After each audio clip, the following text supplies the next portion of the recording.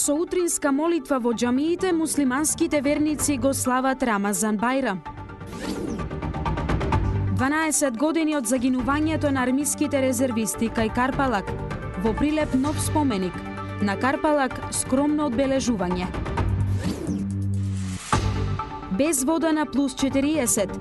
Жителите на Сопиште вода гледаат еднаш во 3 дена. Македонско-српскиот конфликт за пченицата ни оддалеку не е надминат.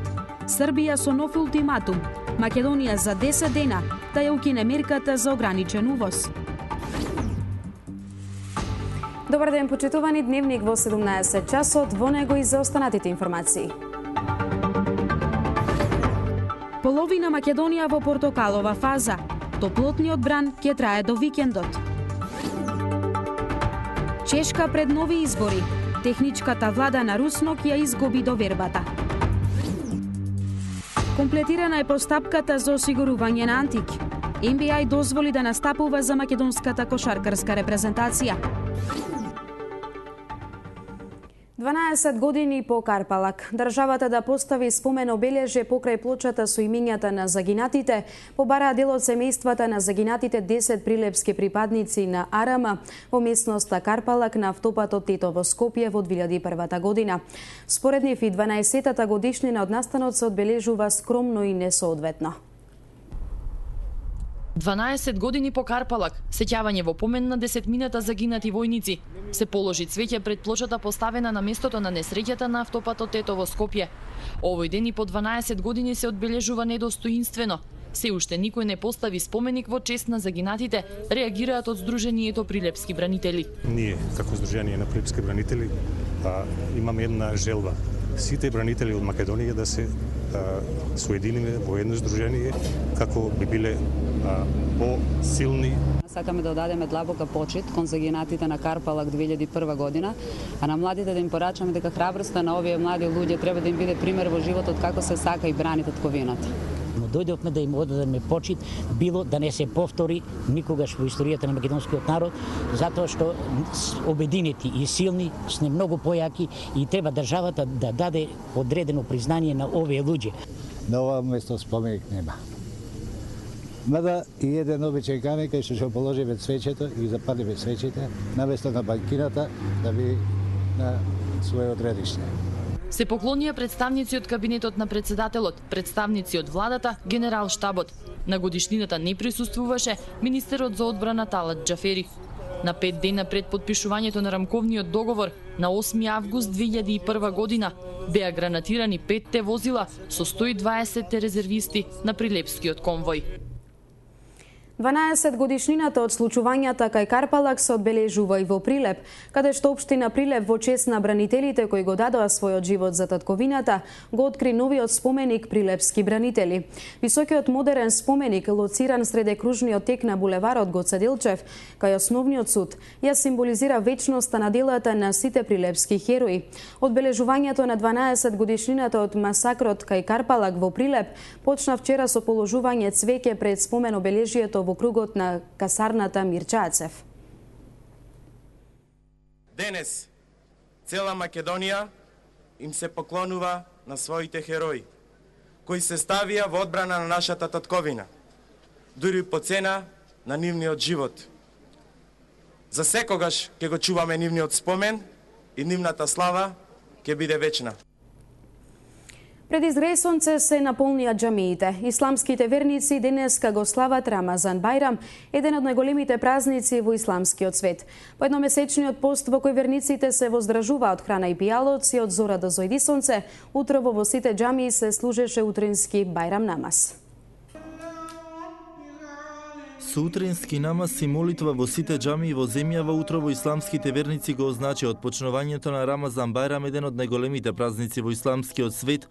По едномесечниот пост верниците велат наредниве 3 дена ги празнуваат, одејќи на гости и честитајќи си го празникот со најблиските.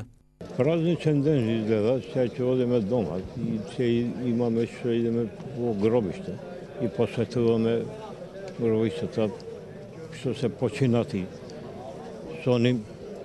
Онадуваме и од таму доаѓаме и ручекот си го јадеме дома и по роднините идеме блиски, роднини што се. Празно што најдобар ден што го јас сум од Швајцарија дошен. Сега одма идеме гости, кај татко, мајка. Цели месец ми постивме, то не е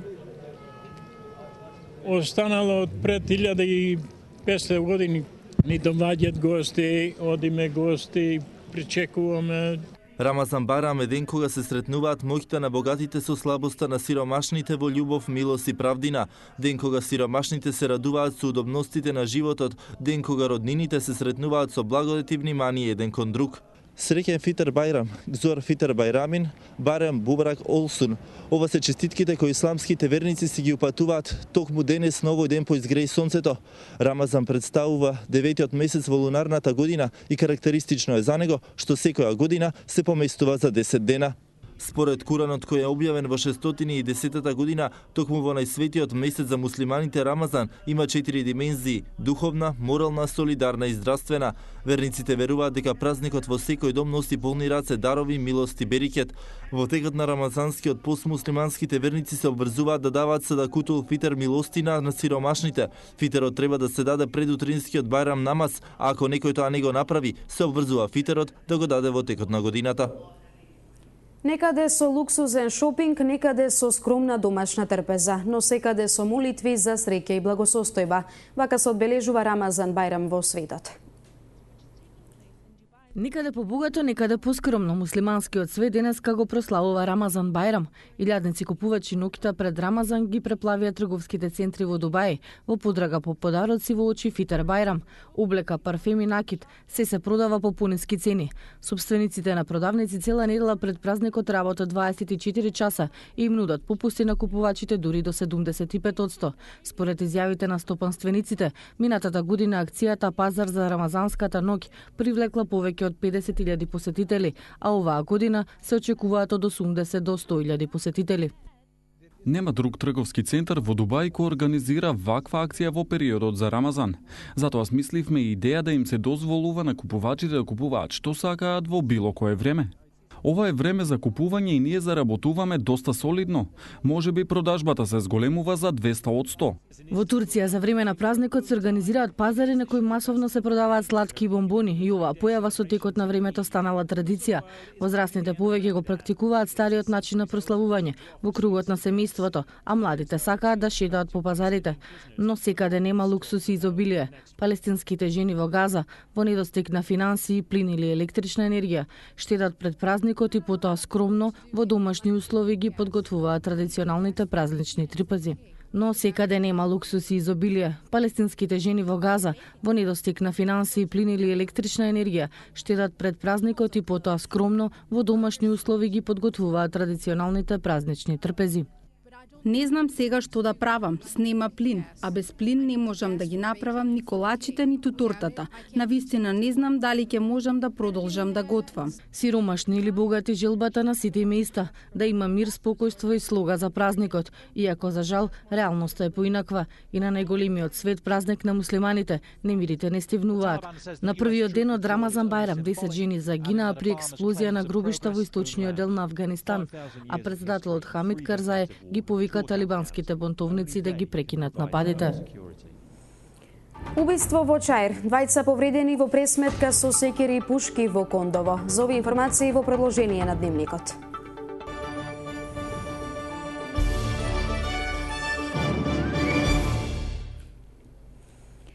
Од утре почнува судскиот процес за случајот ликвидација во кој ги обвинетите и новинарот Кежаровски.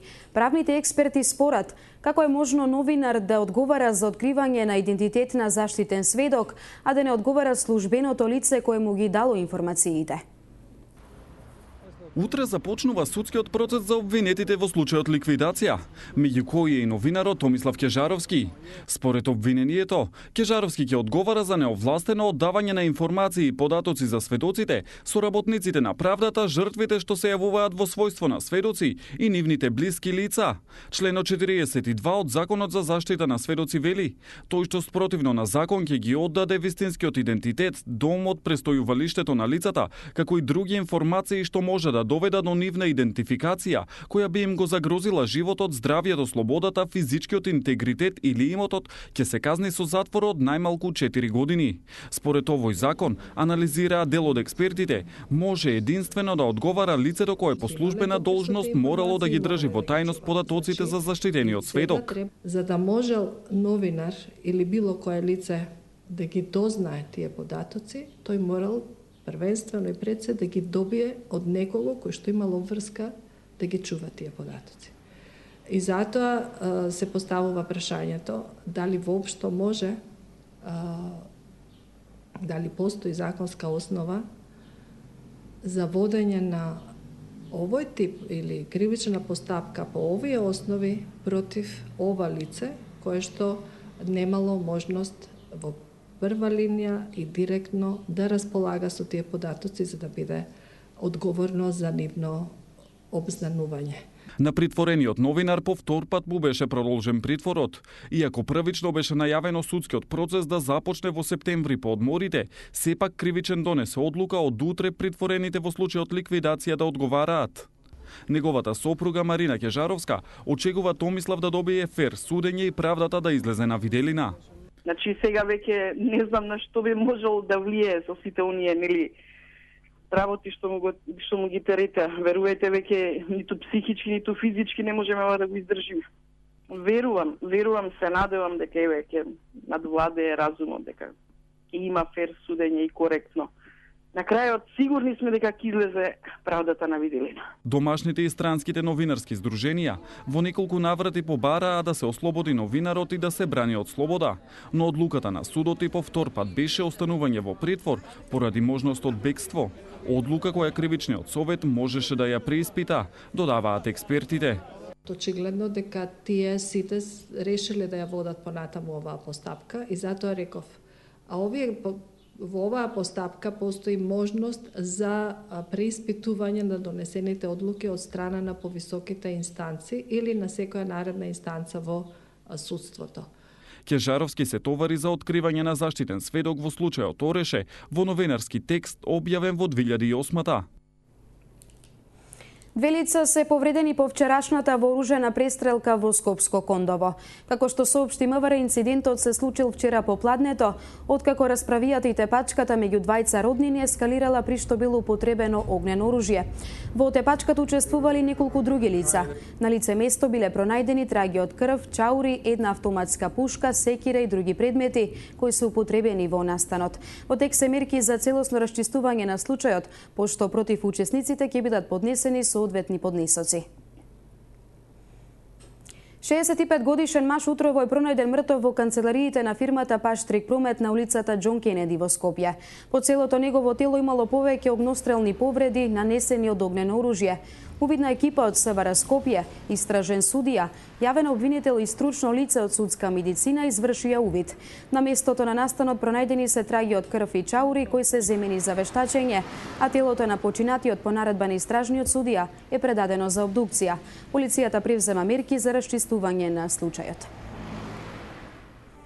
Нов ултиматум од Србија. 10 дена има Македонија за да ја укине мерката за ограничен увоз на пченица и брашно, инаку контрамерките ќе се реализираат. За ова повеќе во економските информации.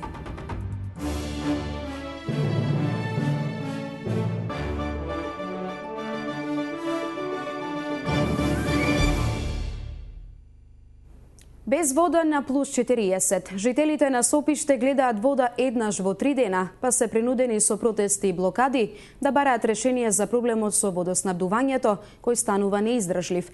24 вести беше денеска во Сопиште. Долгогодишниот проблем со вода и оваа година него заобиколи Скопско Сопиште.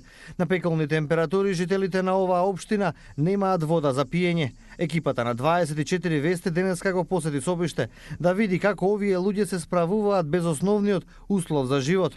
Нашата денешна домаќинка ни откри дека токму оваа година има најмалку вода, а и притисокот бил најслаб во часовите кога таа само капела од нивните чешми. Оваа година ми се чини најмногу немаме вода.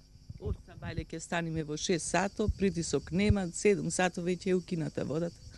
После некое време околу 1 часот ќе пуштат без притисок, не можеме да се избањаме, не сум бањата. Немам бољери, имам проточни, не течат на слаба вода. Мора да има притисок за да течат вода. Сметки си плаќате редовно? Сметки редовно, нема проблем за сметки. Сметките се платени преку водовод.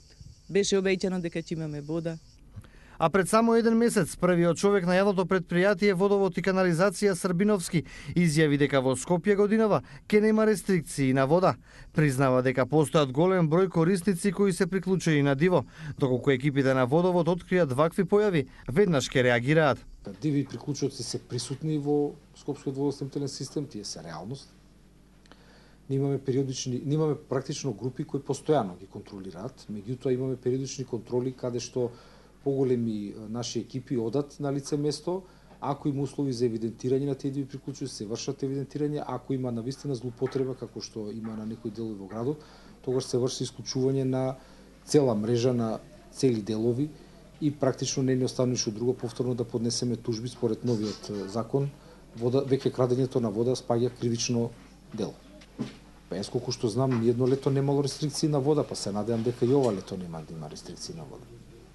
Жителите на Сопиште се свесни дека некоја злоупотребува водата за пиење. Потитно бараат интервенција од јавното предпријатие и од општината да се откријат, како што велат, кратците на нивната вода. Контроли ништо нема, никој ни дошол, ни видел дали имаме вода, немаме вода, ни градоначалник, ни никој. И како се снаоѓате? Што правите? Полниме шишиња, полниме канти, полниме буриња од зелка со чепови, миеме садови. Примитивно, внуци имам, ги бањам со шишина, топла вода, топлам надвор ги бањам, пошто нема кај да ги избањаш, кај ќе ги носам. Во знак на протест, Сопиштани оваа година ќе организираат двочасовни протести и блокади на регионалниот пат кој води за Соње. И ова се случува кај нас. Жителите на Скопско Сопиште куборат за вода и во 21 век добиваат вода еднаш на 3 дена, но сепак таа не е доволна за основните елементарни потреби. И жителите на Пробиштипското село Лесново и годинава ја имаат истата мака. Се надеваат дека општините Пробиштип и Кратово ќе постигнат договор околу приклучокот и проблемот со водоснабдувањето на Лесново конечно ќе се реши. Жителите на Пробиштипското село Лесново и годинава се жедни. Новиот тропски горештини мака мачат без вода за пиење. Велат екзистенцијата ни е доведена во прашање. Славините секнаа, селските чешмице дуркаат, па вода носиме од цистерни. Слабо многу. Тој чешмичка за коне чумани за вода. Та вода ни на нас треба. Ја имам стари жени. Две мајка ми е непокретна, се крва непокретна, а вода немам. Немам со што да ги исперам. Во Лесново, освен за луѓето, вода нема ниту за стоката. И одека да најдам вода? Дојдат деца, немам вода. Еднодобичи имам, немам вода, одека да му најдам. Нијам бунар, нијам ништо. Надлежните проблемот со водоснабдувањето го лоцираа во недоразбирањето меѓу општините Пробиштип и Кратово. 4-годишниот проблем околу тоа која општина треба да го направи приклучокот на водоводниот систем очекуваат да се реши. Имаме некои недоразбирања во тоа кој треба да го направи приклучокот, дали нашето комунално предпријатие или нивното комунално предпријатие, бидејќи се работи за поголеми разлики во материјалите, односно во износот за тие приклучоци. Ние како општина прифаќаме и цената на водата, која што е малку повисока од нормалната, меѓутоа и нашето предпријатие и граѓаните од Лесново, бидејќи ја немаат, ја прифаќаат таа цена, меѓутоа се надевам дека во најбрз можен рок ќе направиме договор и ќе успееме да се приклучиме на Кратовскиот цевковод, со што трајно ќе го решиме овој проблем на селото Лесново. Лесново е село со повеќе од 40 жители. Во него живеат претежно старци. Немањето вода во текот на летото сметаат мештаните ќе се одрази на туризмот и посетеноста на Лесновскиот манастир, кој што е туристичка атракција на регионот. Затоа надлежните да најдат начин проблемот со водоснабдувањето да се реши, бараат жителите на Лесново. Трговскиот спор меѓу Србија и Македонија повторно се актуализира. Белград излезе со нов ултиматум. Македонија за 10 дена да ја укине мерката за условен увоз на пченица и брашно. Во спротивно ќе воведат контрамерки за увозот на македонското овошје, зеленчук и вино. Србија ќе воведе контрамерки за Македонија доколку во следните 10 дена македонските власти не ја укинат одлуката за ограничување на увозот на пченица и брашно, предупредуваат од Српското министерство за внатрешна и надворешна трговија. Чини нам се да македонска влада nije na putu ka ukidanju ove mere I u konsultacijama sa Ministarstvom poljoprivrede mi očekujemo da ćemo možda morati da uvedemo neke kontramere ukoliko se ta sporna odluka ne ukine u nekom periodu za koji mi smatramo da je razuman, znači u narednih 10 dana. Тодоровиќ појаснува дека мерките ќе се однесуваат на македонскиот извоз на сезонско овошје, зеленчук и вино. Se mi nadamo da makedonska vlada nas neće dovesti u tu situaciju, ali ukoliko nas dovede, mi ćemo reagovati na ovaj način. На 1 јули годинава македонската влада ја воведе мерката за ограничен увоз на пченица и брашно, а Србија се закани со контрамерки. Тогаш во експресна тајна посета дојде српскиот министер за трговија Расим Љајќ. Заедно со македонскиот министер за земјоделство Љупчо Димовски ги пеглаа разликите и договорија надминување на проблемот. Mi smo se dogovorili da započne procedura sa izmenom te uredbe i sigurno da će ta procedura trajati neko vreme. Mi ćemo pratiti taj proces. Но министерот Димовски ден пред состанокот на ЦЕФТА кој се свика на барање на Србија порача мерката ќе трае до стабилизација на пазарот. Би рекол, се до стабилизирање на пазарот и на условите околу ситуацијата со брашното, односно редовниот откуп на целата количина на македонска пшеница, мерката нема да се укине. На итниот состанок на ЦЕФТА беше договорено Македонија да ја укине одлуката во разумен рок, но за точно колку време не беше прецизирано. Тогаш српските институции изјавија дека очекуваат тоа да биде најдоцна до крајот на овој месец, но од македонска страна немаше конкретна временска одредница. Раст на приходите од 7,9% регистрираше Маѓар Телеком во вториот квартал од годинава во споредба со истиот период од лани. Унгарската компанија ги обелодени финансиските резултати за првата половина од 2013 година.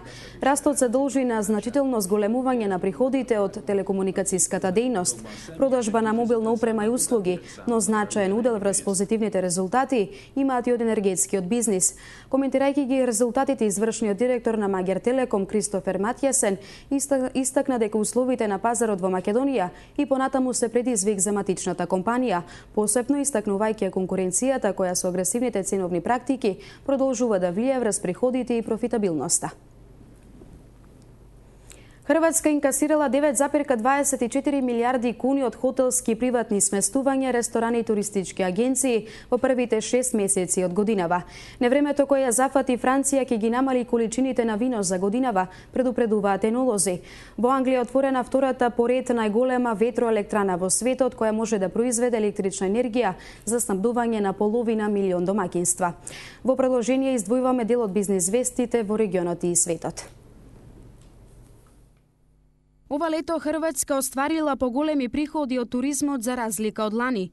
Во првите 6 месеци од годинава, споредено со истиот период лани, приходите се зголемени за 6,6%.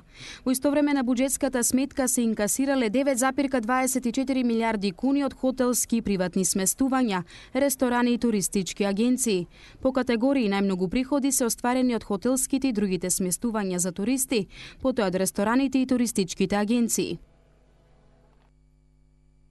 Полска сака да ја задржи злотата како валута. Ова го покажали резултатите од спроведените анкети во кои граѓаните во Полска се изјасниле дека се навикнати на злотата и не сакаат нова валута. Според плановите на Европската унија, еврото во Полска би требало да се воведе во 2019 година. Злотата со години се разменува по курс 1:4. За 100 евра се добиваат нешто повеќе или понекогаш нешто помалку од 400 злоти. Невремето проследено со силни врнежи од град кој во последните неколку денови ги зафатија француските области, ги оштетија лозовите насади. Француските експерти предупредуваат дека постои ризик од намалување на производството на виното оваа година. Невремето уништи илјадници хектари на лозови насади на редовите во Бургонј, Поммар, Волне во Бургундија, регионот на Бордо, Воре во Божеле. Поштедени беа насадите на непознатите француски вина во Бордо, Шампањи и Алзас. Дел од француските производители на јајца искршија 100.000 јајца во знак на протест против ниската цена на јајцата. Околу 20 на земјоделци од северозападниот регион Бретања најавија дека до недела секој ден ќе уништуваат по 100.000 јајца и се заканија дека ќе ги радикализираат протестите. Јапонската автомобилска компанија Toyota најави дека од американскиот пазар ќе повлече 370.000 автомобили од типот Tacoma поради проблеми со безбедносниот ремен. Освен од американскиот, околу 27.000 возила ќе бидат повлечени од пазарите во Канада, а 60 од германскиот пазар. Се работи за модели произведени во периодот меѓу 2004 и 2011 година. Во Англија се отвори втората најголема ветроелектрана во светот, која може да произведе доволно електрична енергија за снабдување на половина милион домакинства. Ветроелектраната е со јачина од 500 мегавати, а инвестицијата е вредна $2 милиарди. Велика Британија се повеќе инвестира во технологијата на ветроелектраните со цел да ги намали емисиите на стакленичките гасови.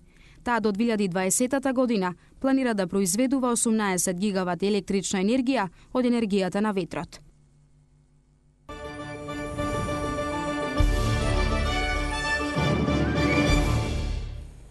Грчкиот премиер Андони Самарас доцна вечерва по македонско време треба да се сретне со американскиот претседател Барак Обама, откако неколку часа претходно ќе има средба со државниот секретар на САД Џон Кери.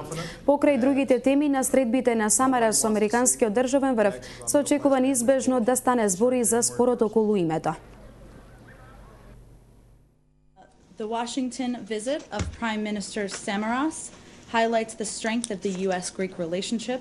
Secretary Kerry will reaffirm U.S. support for Greece as it implements key structural reforms to create a more prosperous future for its people. The two leaders will also discuss a broad range of issues of common concern, including defense cooperation, global efforts to combat terrorism, and regional cooperation. Иницијативата за враќање на коцката наместо гранитните плочи на Скопскиот плоштад отвори полемики во јавноста. Поранешниот градоначалник на Центар Грчев, кој своевремено беше и градски архитект, објаснува дека причините за изфрлање на калдрмата пред 7 години биле пред се практични. Одлуката на град Скопје за враќање на калдрмата на плоштад не може никако да се оправда од аспект на архитектурата, градежништвото, урбанизмот, па и естетиката, вели професорот Мирослав Грчев. Според него, чисто малоумие е повторно поставување на коцката, која не е материјално аменет за потребите на современото живење. Калдрмата, коцката е груба површина за возила. Таа никогаш не е правена, ниту е применета за удобноста на пешаците. Таа е оштра, нерамна, калдрмата е стар материјал, тоа е кршена коцка, тоа не е обработен камен, кој што се предпочита за луѓе. Значи, тој не може да ги задоволи денешните стандарди на безбедност, удобност, комфор и така натаму. Промената на коцката во 2004 година изнесувала околу 2 милиони евра, а постоечката гранитна плочка е направена по највисоки светски стандарди за обработка на пешачки површини во централно градско подрачје, додава поранешниот градоначалник на општина Центар. Тоа во тоа време се правеше комплетна инфраструктурна реконструкција, обработка на целиот плоштад. Се постави атмосферска канализација која што никогаш ја немало, се постави мрежа која што ја обезбедува осветлување, обезбедува површински одвод. Поранешниот градоначалник на град Скопје Ристо Пенов, во чиј мандат коцката на плоштадот беше заменета со гранитни плочки, не сака да ја коментира повторната замена која сега ја планира неговиот наследник Коце Трајановски. Колку пари ќе чини најавената реконструкција на плоштадот од град Скопје велат дека ќе се знае по завршувањето на јавната набавка, но информираат дека 2/3 од финансиските средства ќе бидат обезбедени од владата, а 1/3 од буџетот на град Скопје. Советничката група на ВМРО ДПМН преку соопштение ја известува јавноста дека вчера не присуствувала на седницата на општина Центар во паркот спроти Бристол, единствено поради грубите закани и спречувањето од страна на партиски активисти на СДСМ и ЛДП. Со тоа се докажа дека приредениот настан не е никаква вонредна седница на Советот, туку мини партиски собир за еднострана политичка промоција на СДСМ и градоначалникот Жерновски. Стои во партиското соопштение на ВМРО ДПМН. Председателот на Советот на Центар Мирослав Шиповиќ ги повика советниците на ВМРО ДПМН, доколку ваквите обвинувања се точни, да ги пријават во полиција. На седницата беа уредно поканети сите советници и со писмена доставница, и со службена пошта, и со СМС пораки. Откако седницата заврши, на порталот Курир се појавија изјави на советникот од ВМРО ДПМН Илија Илијовски, обкружен со неколку советници. Во изјавата тврди дека советниците од ВМРО ДПМН биле спречени да присуствуваат на седницата вербално и физички од членови на ЛДП и СДСМ. Прашувам, дали инцидентот, кој е тешко кривично дело, веднаш бил пријавен во полиција? Имајќи во вид дека Илијовски е правник, верувам дека го сторил тоа. Покрај тоа, бидејќи точно посочуваат дека тоа се биле членови на ЛДП и СДСМ, ги повикуваме да ги идентификуваат со помош на полицијата и на другите органи на власта.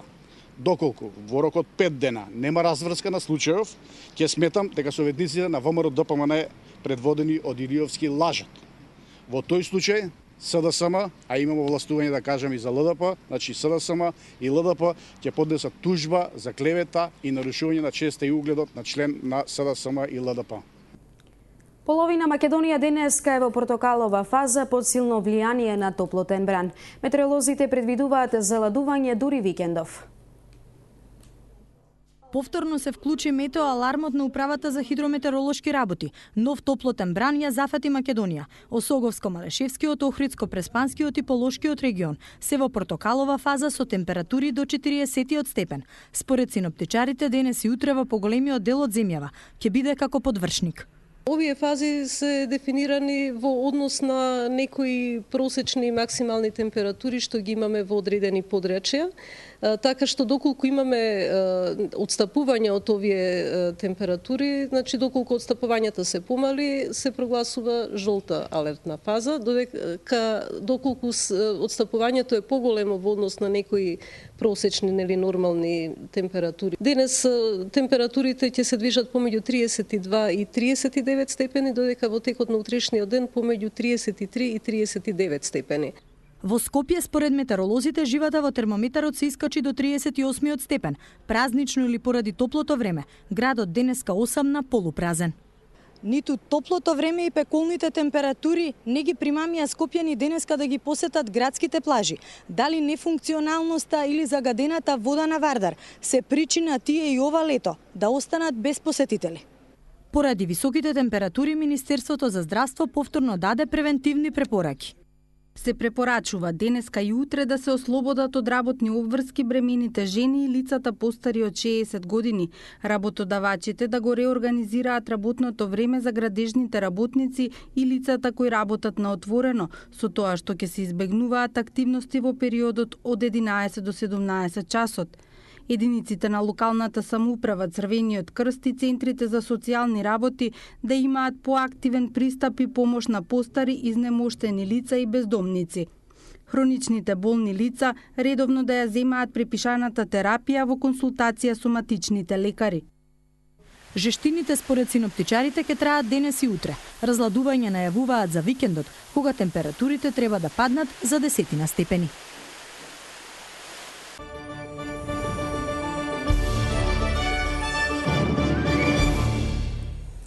Додека поголемиот дел на југоисточна и средна Европа врие на 40 целзиусови степени, циклони и невреме ја зафатија северозападна Европа. Град со големина од 12 сантиметри оштити повеќе покриви на објекти и автомобили во Германија. Улиците во многу области беа поплавени, а невремето го отежни одвивањето на железничкиот сообраќај. Силно невреме проследено со град и ветер од 100 км на час денеска ја погоди и Белгија. Во делови од Велика Британија и Ирска се забележани температури до 20 степен, а во Шкотска температурите се спуштија до 13 степен. Сириските бунтовници соопштија дека го нападнале конвојот со возила во кој се наоѓал председателот Башар ал-Асад, додека одел на молитва во џамија во Дамаск за Рамазан Бајрам. Асад не бил повреден во нападот, а државната телевизија објави снимка на која се гледа дека председателот е во џамијата Анас бин Малек. Според бунтовниците, нападот бил извршен во квартот Ал-Малки, кој е во близина на председателската резиденција, тврдат очевици. Сириските власти демантираа дека имало напад и ги опишаат врадењата на бунтовниците како соништа и илузии. Индиската влада го обвини соседен Пакистан за директна одговорност при убиството на 5 војници на Индија во реонот на спорната област Кашмир. Индискиот министр за одбрана изјави во парламентот дека заседата во која се најдоа војниците ја направиле терористи, заедно со лица во униформи на пакистанската армија. Индиската опозиција остро реагираше на изјавата на министерот за одбрана, обвинувајќи го дека е премногу благ кон Пакистан. Кашмир е 60 години повод за непријателства и воени судири меѓу двете соседни земји. Парламентарните партии во Чешка ќе го распуштат парламентот и ќе распишат предвремени избори. Техничката преодна влада на Чешка, предводена од премиерот Јири Руснок, вчера не ја доби довербата на претеничкиот дом на Собранието. Руснок истакна дека тој и владата ќе поднесат оставка како што налага уставот. Претходната влада беше разрешена откако премиерот Петар Нечас поднесе оставка поради вмешаност на неговата најблиска соработничка и уште 6 функционери во афера на прислушување и корупција. Врховниот суд на Венецуела ја одби жалбата на лидерот на опозицијата Енрике Каприле за резултатите на изборите во април годинава, потврдувајќи ја победата на председателот Николас Мадуро. Во одлуката на судот се вели дека жалбата на Каприле и на опозицијата е без валидни докази. Мадуро, кога поранешниот председател Уго Чавес го назначи за негов политички наследник, победи на изборите со разлика од 1,5% гласови. Лидерот на опозицијата Каприле си оспори победата на Мадуро, тврдејќи дека изборите се наместени, како и дека му се украдени околу 200.000 гласови. Најмалку 3 лица се повредени во силните пожари кои ги зафатија руралните подрачја на Јужна Калифорнија. 3 локални заедници се евакуирани, а неколку куќи изгореа до темел. Од Калифорнискиот оддел за шумарство и заштита од пожари соопштија дека неколку луѓе биле опколени од пламените јазици, но било интервенирано на време. Повеќе од 400 пожарникари и 5 хеликоптери учествувале во гасењето на пожарот, а сообраќајот се одвива отежнато. Осигурувањето обезбедено. НБА потврди дека Антич може да биде дел од македонската кошаркарска репрезентација. Скоко 3 места за фудбалскиот национален тим на FIFA рейтинг листата. Комплетиран списокот учесници во плейофот за пласман во групната фаза од Лигата на шампионите. Утре жребката за последниот квалификацијски филтер. Луис Суарес под казна од Ливерпул, ќе тренира сам. Спортските информации се веднаш по дневникот, за крај 2 занимливости. Индиецот Субрата Рој, познат по амбициите за инвестиции во Македонија, ги покажа и своите гласовни можности. На социјалните мрежи хите видео спотот со кој потенцијалниот инвеститор во Македонија ја промовира својата фирма, која инаку е под истрага на индиските власти.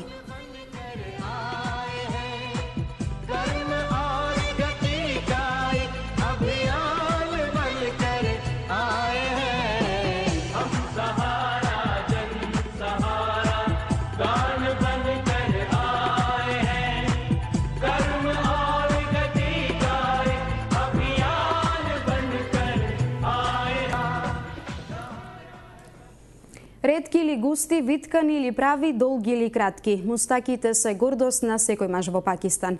Таму мустаките се символ на машкост и се всадени во пакистанската култура. Мажите сметаат дека мора да носат мустаци затоа што во спротивно би личеле на жени. Се смета дека пакистанците, кога е во прашање убавината, најмногу време им посветуваат на мустаките и секогаш имаат време да отидат до локалниот бербер кој им ги обликува по желба.